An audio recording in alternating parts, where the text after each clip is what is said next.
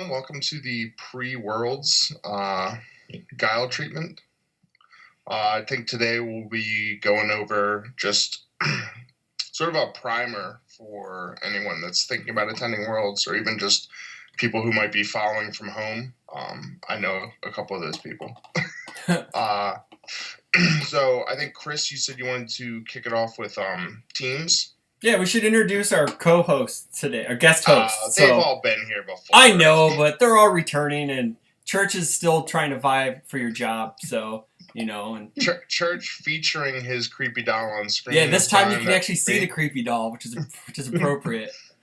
And then we got Kevin Broberg, our reigning UK national champion, and we have our reigning... Go ahead. I'm a lot of things. Yes, you are. Excuse me. Yes, you I'm are. reigning Team Canadian national champion, reigning extended world champion. I think. Don't I have another one? I thought I had another one. I thought you just had regular Canadian nationals too. Oh, you're right. Yeah, that was the other one. Reigning Canadian national. I was going to say Team Canadian national champion, but I knew that was. No, that is right. I already said that one. I mean, yeah, Tim won a Canadian team nationals after you. It just wasn't for cardboard. No, he did it. That was a Canadian national. It's not so defensive. Nationals if you don't get cardboard for it. So that was just a fun locals.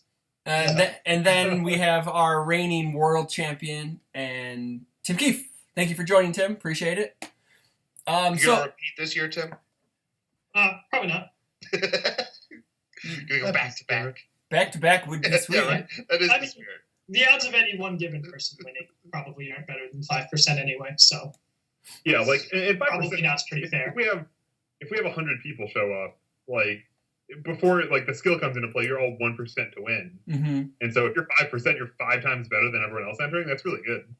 Rob is 0 because Rob's not going, so he has 0% chance.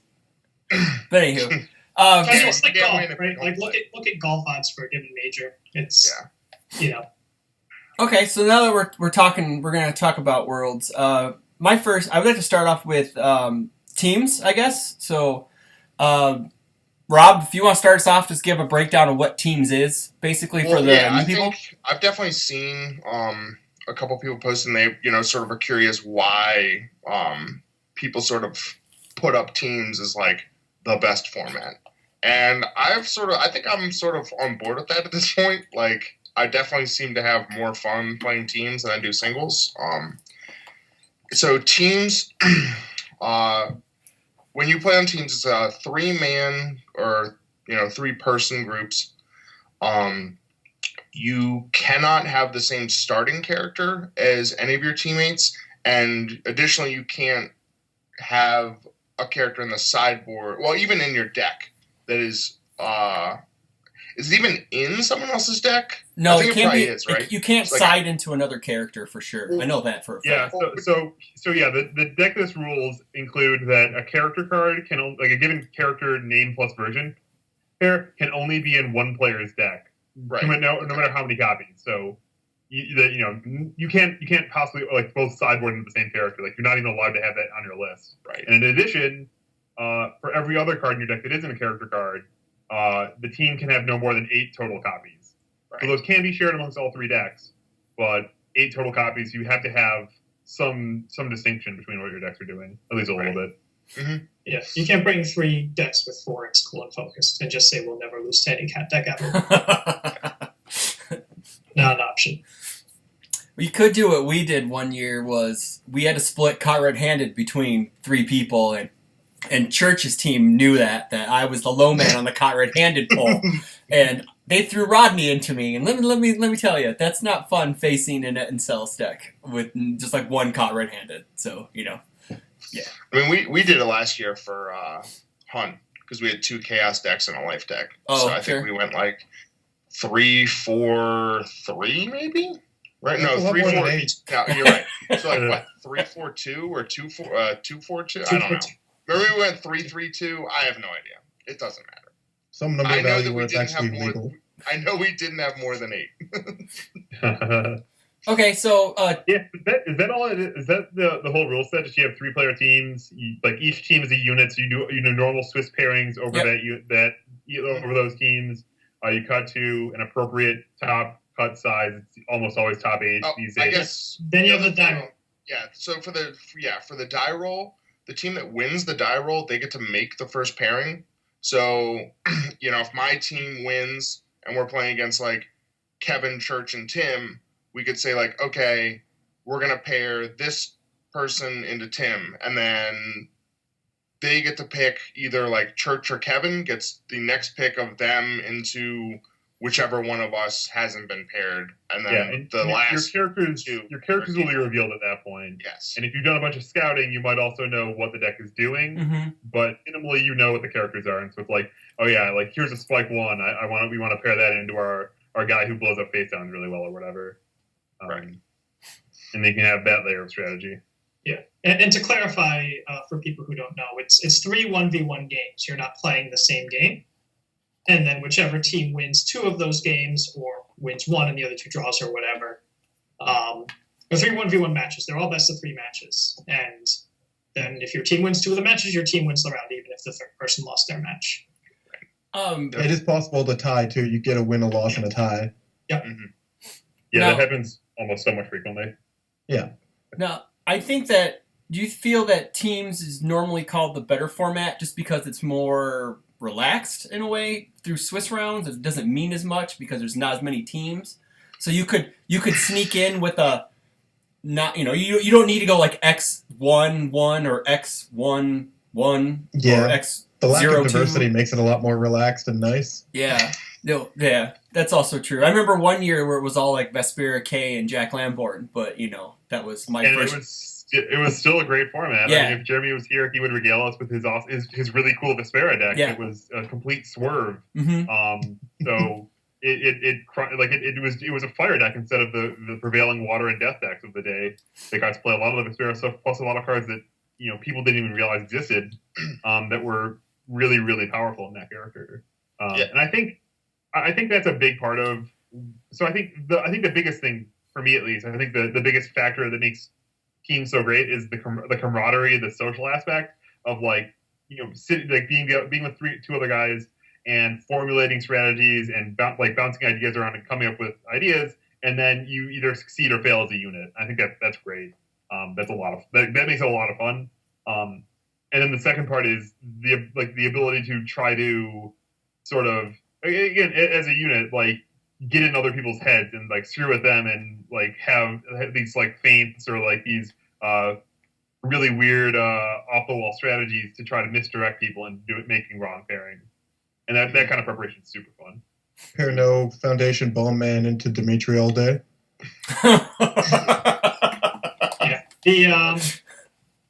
It's definitely the shared success factor, right? Everything you're doing is with other people. It's not just you win your match and then if there's time left around, you sort of wander around and then the next round starts. And maybe you talk to some people, oh, how are you doing? How are you doing? But, ultimately, you're happy for other people, your friends that make top cuts or whatever. But it's different when you and a couple other people are directly, your whole event is tied together. And then, it really rewards metagame knowledge, planning, creative deck building. If you basically the pairing decision thing really changes the format in a very significant way that a lot of people that are new to teams don't realize. Mm-hmm. Yeah, I mean that's sort of one of the nice things too is you can play around where you just end up in a terrible matchup, and it doesn't matter because if your teammates win, then you can get just blown out in 5 minutes. It doesn't matter.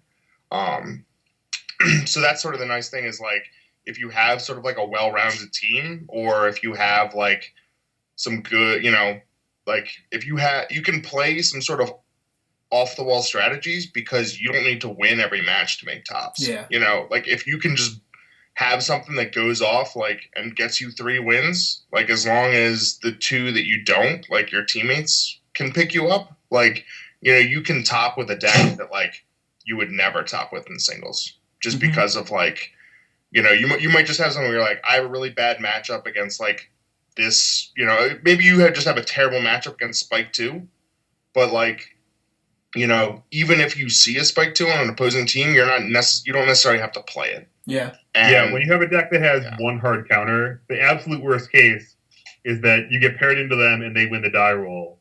and they then pair that hard counter. If they even realize that's the hard counter, and they cannot realize that, and you can also just win the die roll, and not every team's going to have their hard counter on it, even if it's a really good deck like Spike 2. Mm-hmm. Right. So you get more wiggle room with bad matchups. I think is really cool. I believe the second place team last year had someone who didn't win a single one of their individual matches. Oh wow, that's crazy. That's nuts. So it's definitely possible. What does Ben say about him and Dave and Drew, that he's 0-5 in finals? And that, he's 0-5 in finals. Like, he's never won a finals match ever. But the other two on guys, like 3 teams cardboard. Yeah. But he gets them there. Yeah, I know Jeremy and Andrew have like a dozen cards or a dozen team cards or whatever, and they mostly for the most part they need the golden ticket was named after because their third Matt McDaniel. Yep. He would cash in his golden ticket and win one clutch match, and then Jeremy and Drew would win the rest of their matches. Yeah. Yep. I've seen it happen. I've seen them huddle and say, "Okay, this is the match we need you to win," and it's weird. And then it happens, and I don't understand. It's magic, man. It's magic. Yeah. I think that's the whole teams format, though. It's like there is something like that where you get people who you may not necessarily think that, like, I don't think Matt's on cardboard other than his team's cards, and he's not unknown as a varied singles player, but he's been playing for a long time. So, sometimes that just happens. The cards fall in the right direction, and you just win, which is kind of nice. Yeah, Matt's on 2 or 3 teams cardboards, at least 2. Mm-hmm. Yeah. He's got nailed at the golden ticket. I mean, Sean O'Brien's on a couple teams cards, and not just ones where he's in the background because he sponsored the team. I mean, he's on Rochester CCG and Millennium Games and Hobbies. Millennium Games and Hobbies. Team Canadian national champion, reigning and defending. Unchallenged. Hey, I tried to stop you. I beat Christine. Church was fighting for the motherland, and the rest of the guys just failed. My roommates who don't know UFS couldn't beat you guys. So now that we've gone over the teams format a little bit, Church, you want to start us off with I guess, I don't know, what do you expect most of the decks to be, or what your top couple decks might be, or if anyone else has any other thoughts? Honestly, it's going to be real common to see Spike, Woodman just right off the bat, right? Yeah. I mean, there's no reason to not think that Athena's still going to be there. Wait, did I say that backwards? Athena will be there. I don't know if it'll be in the grand scale of, say, Spike 2's everywhere, because Spike 2 is just so easy to build and hand to someone, and say the night before, you play this, and this, or this, and then this. Ace Maneuver is usually at the end there, and then they're probably dead. And then they'll run it pretty well. I've handed a deck to a guy who had never played it before an event, and he went undefeated in Swiss. It's weird. It happens. Yeah. It's the kind of deck you can do that with. Was that Julio? Yeah. The Ringman. You play Mega Ball, and then you play the Geyser, and then it works. Well, I know Doesn't that work against Spike 2. It does not work against Spike 2. No. Do you think? No, that's the depressing thing. There's a lot of things that stop working with Spike 2. Tim, do you think that maybe not playing the meta killers, the guys who are considered the Spike 1, Spike 2s, do you think playing a team like that, bringing a team like that's more geared towards maybe just taking care of the lower ranked characters, maybe they're better at facing those A tier characters and the S tier characters, would that benefit someone, or do you think everyone should just play the best decks in the format on a team's event? I think it varies. I think with Spike 1, unless you think your Spike 1 is really different, he's not without holes, right? He's not without angles that you can try to take against him, and because he's 49-3, everybody knows about him. Everybody's watching out for him. Every single team you come across is going to have at least one deck, if not 2, that they're this is what we want to face Spike 1. Mm-hmm. And so you can run the Spike 1, but you have to be cognizant of the fact that you're going to spend your whole tournament basically babysitting your S tier deck. Yeah. You're making your pairings. Mm-hmm. It does very much work that way. That's fine if your other 2 decks don't care. But what you would want to do is to have the Spike 1 and then have a Cats deck. Because one of those is going to have a bad pairing almost every round. Yeah. I mean, so I could see there being like a decent number of like vicious decks in teams just because people expect to see like Spike 1 on so frequently. So you could just have like a vicious that, maybe doesn't have like the Mexican Typhoon's main, but maybe he has like one main and then he has like 2 or 3 on the side. And like, I mean, something like that, you just sort of go, well, he can run other cards. I'll play against Spike 1.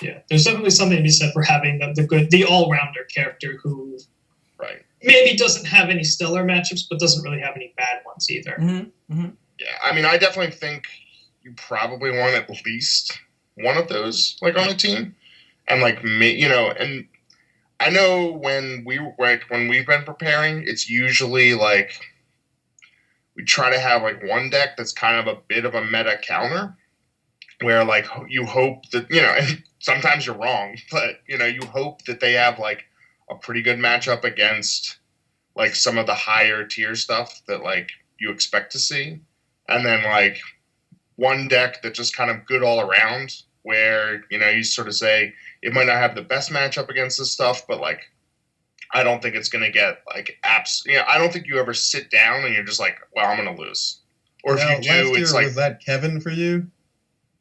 He just tries to split anyone and didn't care. I think last year that was Scott. Oh, okay. Yeah. I mean, that Yamato man, like, that didn't really have bad matchups. I mean, it had bad matchups when it lost the die roll, but it had difficult matchups. Really good. But yeah, I mean, it was just like, I mean, Kevin's deck. So Kevin's deck is what I would sort of qualify as like the third type, which is just sort of a kind of off the wall thing that. Like, it's going to just blow people up it would be like Rodney's deck, where it's just like, they don't know what you're doing to them until they've already lost. Yeah. And like, you have maybe a little bit less advantage, like later in the tournament when people like know what you're doing, or if you end up having to face like the same team again, just stuff like that. But it's a deck that you'll get wins because when someone sees your character, they're just like, well, I don't know what this deck does. Like, it's like when Kevin turned over Ulrich, everybody was basically just like, okay. Yeah. Even that, like in like round 2 or 3, because it was such a dramatic deck, I did get completely eaten alive by James Stevens, like the most boring deck in the universe, 70,000 revokes in life game. It's true. It's true. Well, we won that. So won that match. Yeah. So, like when you get sniped hard like that, like it's just up to the rest of your team to then make the most of the other 2 pairings. Mm-hmm. Right. That happens. That's part of the game. Okay.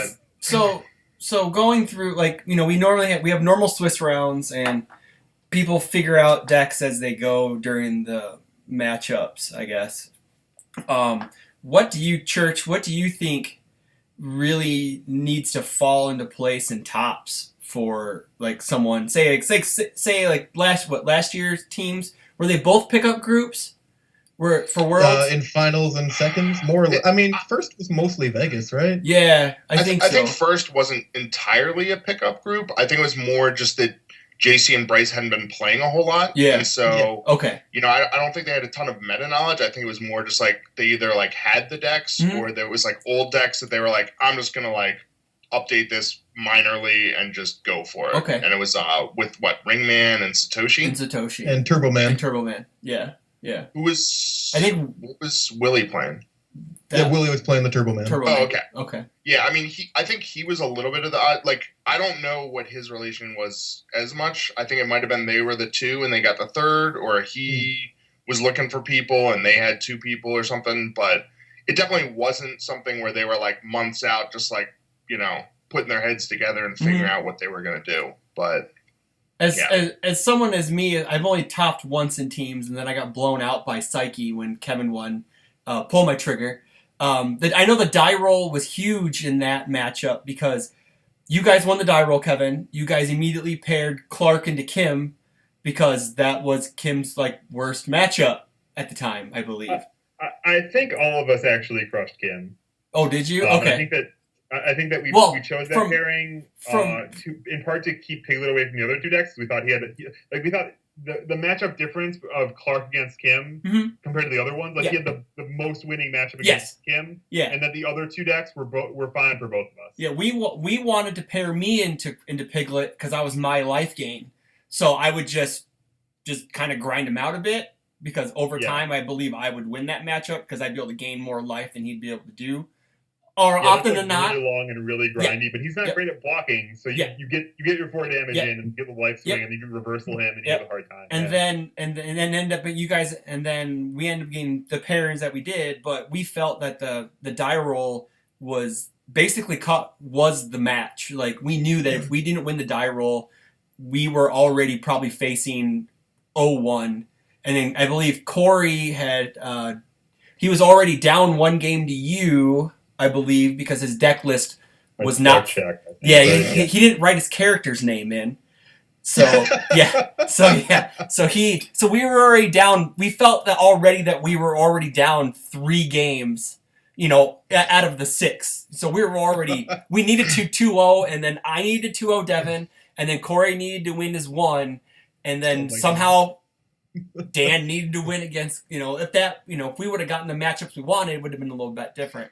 But I mean, you guys had more. At least you guys just got the 1 loss instead of the tops last year, where the person had a sideboard error and they literally had to have a 2-man team in tops. Yeah, I understand that. But Church, since you are, I believe, the last person to win cardboard on teams in this group, I believe you and Kevin were the last 2, I believe. In teams. In teams. I know Tim's the last one to win actual cardboard. Yeah. But no teams cardboard. In tops with teams does the pairing weigh more than it does in Swiss? The pairing weighs more a bit because you can really extend the game and go for a different game plan, I guess. Like, if you're a super fast deck, you could even consider the fact that maybe you can wall up for 30 foundations and then kill a man later. That's not an option, generally, for, like, a Turbo Man kind of deck in Swiss, but I don't know, maybe you got different options. Maybe what I did was we paired Kim into Kula because I can wait the 37 minutes to kill her. I'm okay with that. It took 15, but, I could wait. Yeah, from talking to Jesse and Giggles, they thought they thought they lost the match when you guys won the roll and were able to put Kula into Kim, where she had the least advantage, where she would have been pretty good against the other two. They wanted to pair Kula into Turbo Man to show off all of this shit. Oh yeah, we stayed up for hours the previous night, and we wrote a huge document that I think I still have on my phone, which is if we were in the die roll, we pair X, or X, and then if they win and they do this, we do this. If they pair this, we do this. It went forever. And then we won, and we were just like, we did not plan for winning that die roll. It was, I think, the first die roll we won in the tournament, in the finals. And the die roll can definitely feel like a pretty big deal. You can nominally, in theory, you can build teams that are less susceptible to losing die rolls. Yeah. But that varies by format. I don't quite know if this is one of the formats where you can do that in too easily. You have some like sink or swim decks like Punch and Judy Cats and things like that. Mm-hmm. Yeah. That you might have like special decks that are there to assassinate those decks. But in some formats, you could have a team of 3 sort of all-rounders that don't care about their matchups, and then you don't have to worry that much about die rolls. Mm-hmm. So it's sort of a risk-reward thing with how many sort of lopsided matchup decks you want to put on your team. What would you say more standardly would be the more all-rounder decks? More like a beefy 6-hander, like a Metal Man, for instance, or just something like that? Or a Jet? So I think an all-rounder deck, our table example is really Spike 1, right? Yeah. He does a thing, he's in the spotlight, but he's built around, he's a reversal deck, but he also has a very strong proactive game plan with performance speed attacks. He's got a lot of defense, he's got a lot of he's got a lot of play to him, and that's kind of deck that at a more normal power level kind of has like 55-60% matchups across much of the format. Is kind of a safe choice for singles if you want to do that, because it's not going to have any terrible matchups. Yeah. I think go ahead. Yeah, no, go ahead. That's kind of. Well, what I was gonna say too is like something like that with like Spike is, I mean, you don't have to play like a death build either. You know, like you could pretty easily play like a water or a life build, which is still gonna have like pretty much all of the advantages of like Spike 1, but could like have like an additional advantage of people sort of expecting to see like the same sort of deck that they keep seeing, like of this death build, and then, you know, if you're doing something like a little bit different, if you can come at them from ways that they maybe don't fully expect, like, you know, you're gonna get like, you can get some wins just from that. You know, if they think, oh, like this is gonna be kind of like a defensive like death like reversals deck, and then you play something like what Wagner was playing, which is just sort of like a water kind of aggro. Well, you know, there are going to be some people that aren't ready for that. And well, let's talk about Jay Ueda's deck. Right? You come at it with 60 cards, off symbols for EOS. Let's go. But no, that is one of the for those differences soul beats, between. man. This is one of the differences between rounds and top cuts. In rounds, your ruses will work for the most part, unless they're really dramatic. In top cuts, they're gonna know. Right, you might be able to sneak something by someone in first round of top cuts. Right, And this is a little unfair, but you know, if it's a group that's not quite so well connected, then they might just not know what your decks are doing. But if you're facing like Jeremy Ray's team in first round top cuts, they're gonna know. Mm-hmm. And after the first round of top cuts, whoever you're facing, they're gonna know, right? Because they're gonna be walking. You know, somebody's gonna get out. Either one of the people on the team or one of the friends is gonna go look around at what the other decks are, right? You face. Rob, you got anything to add to this? Not really. I mean, not really. Like, that's the thing is you can have like a gimmick. Right. I mean, you can't just have a deck that's just a gimmick. I mean, you still want it to be like a good deck, but it's more that. I mean, so if you have a gimmick deck, you want to have a well-rounded gimmick deck, right? Yeah. Like if you were building that for singles and you fold to revoke, you don't want to fold to revoke because you're going to play against revoke decks in singles. Mm-hmm. You want to have a game plan against people who have revoke, and if you make your deck durable against people who know what you're doing, like I should say, you have to make your deck durable against people who know what you're doing. You can't rely only on the surprise factor. But if you tell people like, yeah, this deck's playing Transform or something, and I'm playing Transform Metal Man, that doesn't necessarily give them enough information to like, oh yeah, obviously I know how to like poke the hole in this. You still want to have, if you have a good deck, a robust deck, just telling them here's what it does won't be enough for them to beat you. Do you think with everyone knowing that, like, take Punch and Judy for example, do you actually think there won't be that many on teams because everybody kind of knows how to beat that deck in a way? Like, I'm pretty sure you'll still have them, but do you think there won't be as many as there probably might have been? So they might not be in tops, but I think a lot of people around the country are playing Punch and Judy right now. And I think a lot of them are winning a lot of games with Punch and Judy. And I think that it's a bit harder to build an anti-Punch and Judy deck that succeeds in general than it is to build a Punch and Judy deck. I expect to see more teams than one show up with 8 Punch and Judys across their decks. I don't expect that to be terribly uncommon. As to how well they perform in the tournament, I think they'll do fairly well. I think they won't.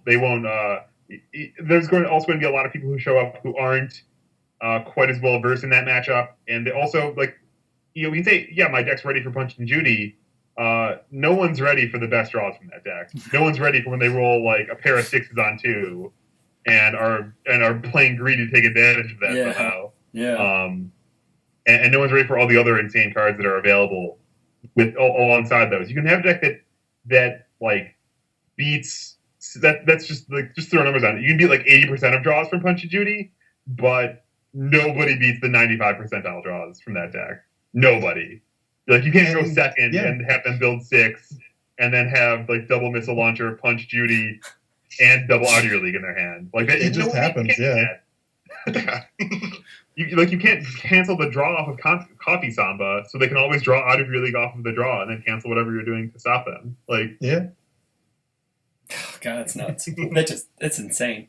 Yeah. I feel like a lot of meta games are just maybe early on in the spot of, like the meta cycle with Punch and Judy. Like, I just introduced Punch and Judy into my group like 3 weeks ago, and it's at the point where, it's early on, so they all hate it. And then as of this week, one of my other players just brought his own Punch and Judy deck to show how much he hates it by playing it. It's the cycle. It's early on in the cycle of hatred. So. I know that It's not all broken, too well. but he'll sure say it's broken. Yeah, there are plenty of cards that poke holes in it, Mm-hmm. and I think especially people that show up saying, "Oh man, this deck crushed me back at home. I'm just going to play because I hate it so much." They'll be in for unpleasant surprises Mm-hmm. because there are a lot. Like if you prepare, you can put 25 answers to Punch and Judy in your deck, and not Hey, maybe your that'll deck help is you grow as a player then. You'll know how to beat the deck that beats you. You just had to go to Worlds to do it, which is sad. you had to throw away your team's dreams to earn that lesson, which is the great thing about Worlds. Really, like you get lessons from all over the world. Mm-hmm. Yeah, I know that.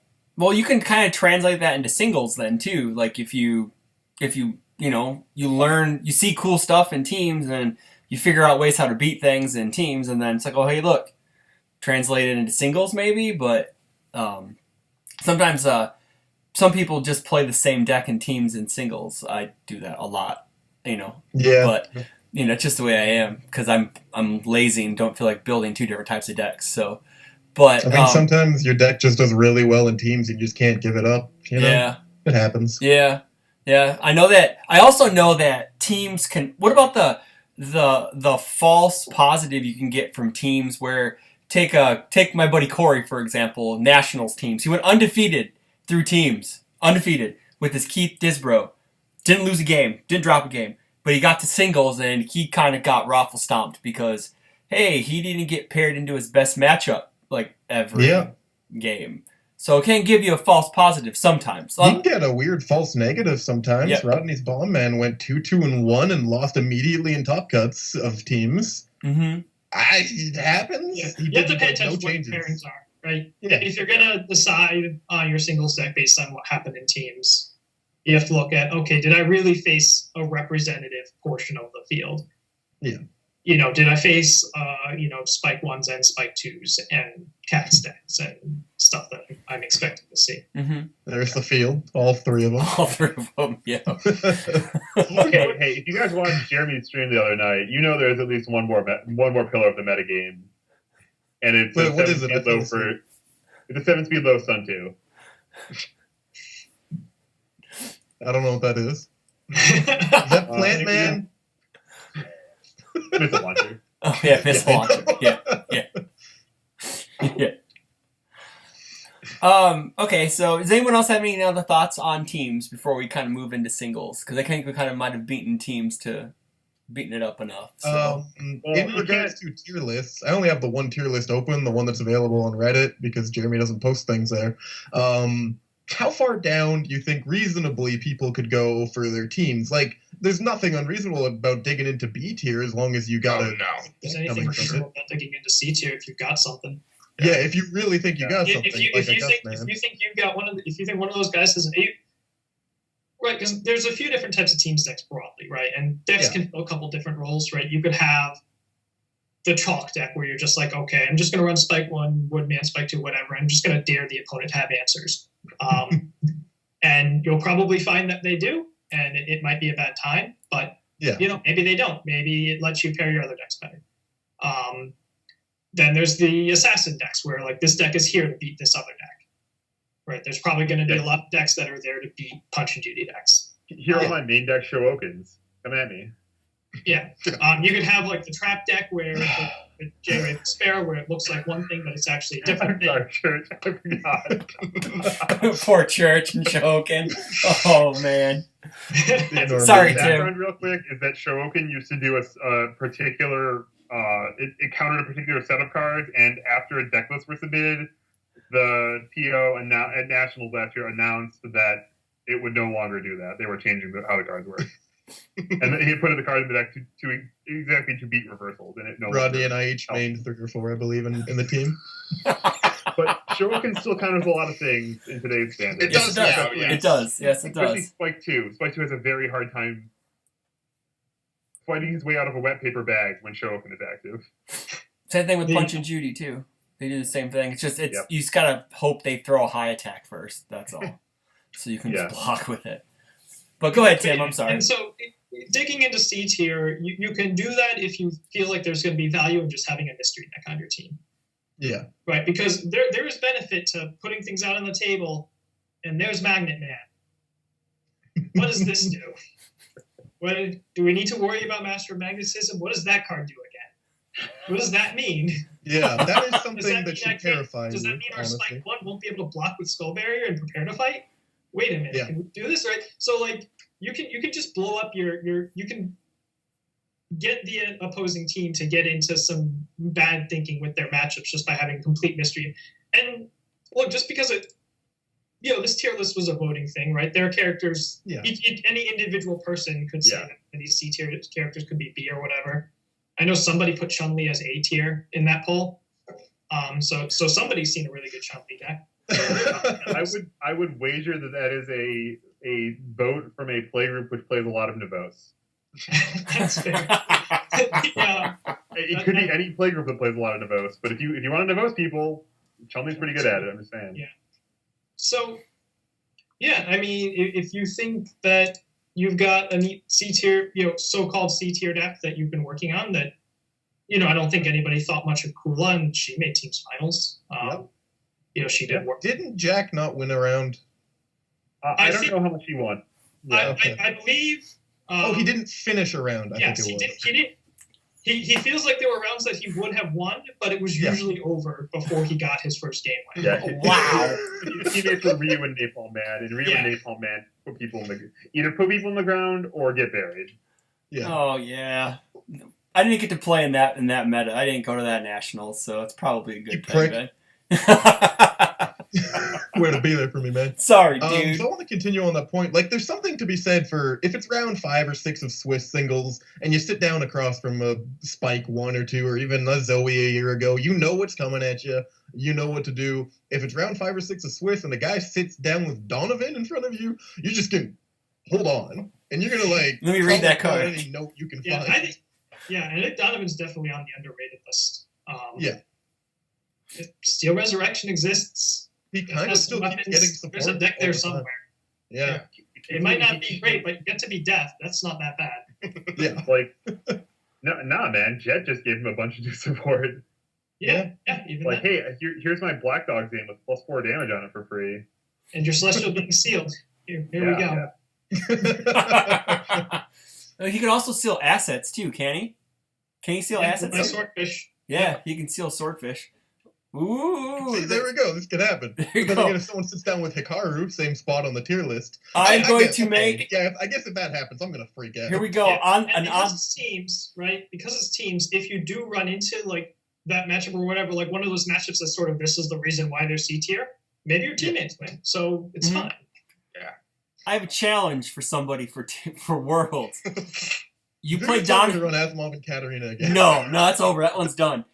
If you've given up, impossible. Yeah. That one. Well, Ben got his bang from playing them in Atlanta. Wow. So, I mean, here's the thing: when Ben goes to like Atlanta, and there's like 5, 6 diversities, and you still don't make like top cuts, it's got to put a damper on people wanting to run that. Yeah.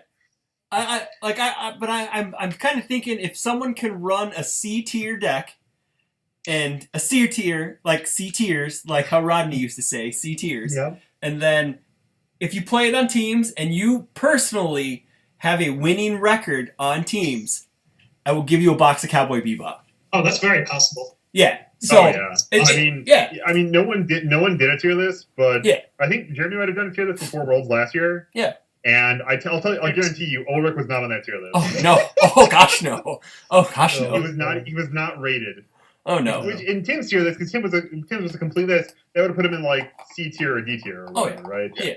Because Jeremy's list, I mean, it's a pretty long list. Like, here's a lot of decks that are kind of speculative picks. Like, I think this character's good. People just haven't figured it out yet. Mm-hmm. C tier. Yeah, that's really what C tier means. That it's got potential, but it also has problems. Mm-hmm. Yeah. Or it's tricky or weird to understand, and people haven't put in the effort yet. Like I kind of showing up with E Honda. Sorry, Chris, I'm taking the team. Got to try. That's whatever. I honestly was he Honda C tier? I guess. Yeah, he's right in C. Where was Ryu at on that? Was he in C? Was Ryu in C? Ryu? He might have been a C plus or D minus. C plus. Man, I don't know. I think he's solid enough to actually you could probably play him in teams and do all right. You know. I mean, if you have a trick, like he does some like normal stuff, and I mean, like I know I was stunned last year at Nationals when Dalsim was Swiss champ and also had a tight runner behind him. He was like there was an X1 behind the XO leader. Mm-hmm. Yeah, I don't think that the multiple deck from Vancouver is that bad. It's just you have to deal with Prepare to Fight being possibly 8 copies on the other side of the table. Yeah, that's true. That's true. Okay, so are we good with teams? You want to take an intermission? Jamie, we gotta go to the bathroom, get some more water. I would take that, sure. Go ahead, take like 5 minutes, because I gotta get some more water, and then we'll start back up with singles. So.